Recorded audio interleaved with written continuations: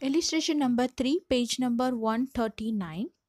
Anand and Rohit are partners sharing profit and losses in the ratio of 4:1. Their balance sheet as on 31st of March 2018 was as follow. पहले asset side हम देखेंगे. Goodwill 90,000, equipment 45,000, stock 54,000, debtors 1,20,000 and cash is 51,000. Come to the liability side. Capital Anand का है 1,35,000, रोहित का 75,000, reserve fund is 90,000, creditors 54,000, bills payable है 6,000, total है 3,60,000. अभी कुछ एडिशनल इंफॉर्मेशन दिया है. They agree to admit Nachiket on the following terms. First one, the goodwill is to be written off after the admission of Nachiket. Second one, 1/4 of the equipment to be written off. Stock is undervalued by 10% and it is to be adjusted properly. Stock की detail working note मैंने बनाई है. Take the screenshot of it and write it down in your notebook. Fourth one, debtors of rupees 1,800 are not recoverable. Fifth one, Nachiket will introduce 1,20,000 for 2/5 share of firm. Sixth one, Anand withdraws 60,000 from business. Prepare revaluation account and pass the general entries of goodwill. Now we will have the first adjustment entry. इसमें उन्होंने बोला है goodwill is to be written off after the admission. जैसे ही partner admit होता है, admission हो जाता है फर्म में, उसके बाद जो गुडविल दिखाई दे रहा है आपको बैलेंस शीट के एसेट साइड में, दैट इज ऑफ 90,000, उसको आपको रिटर्न ऑफ करना है.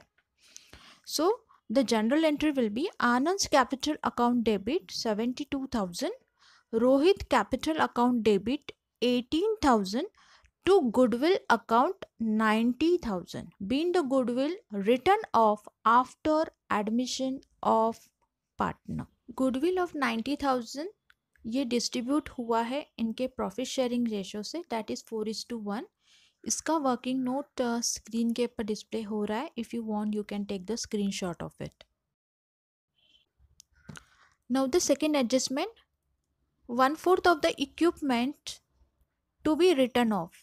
बैलेंस शीट में इक्विपमेंट है 45,000 का, उसके पर 1/4 अगर हम कैलकुलेट करते हैं, so that will be 11,250.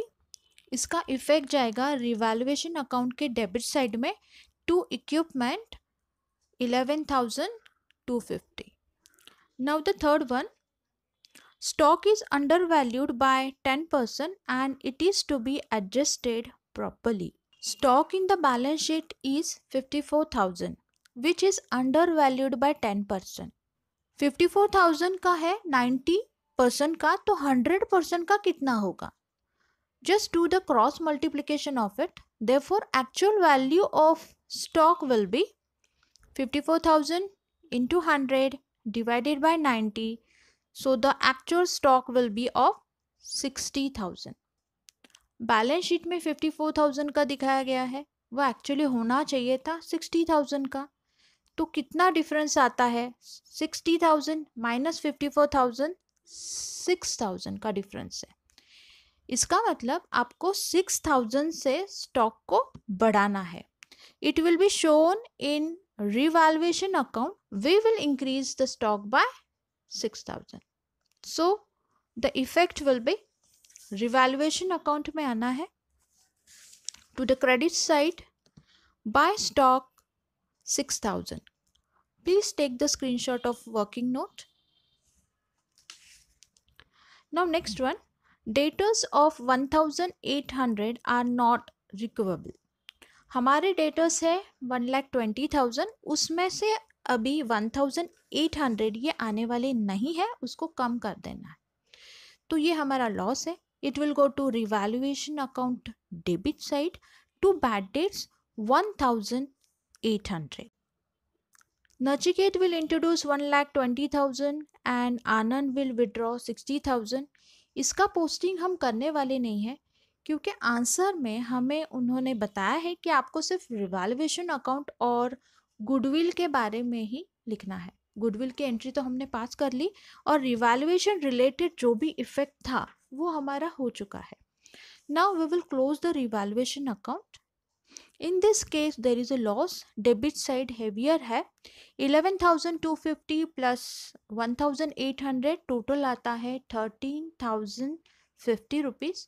Same total हम क्रेडिट साइड में लिखेंगे और इसमें से स्टॉक को हम माइनस कर देंगे.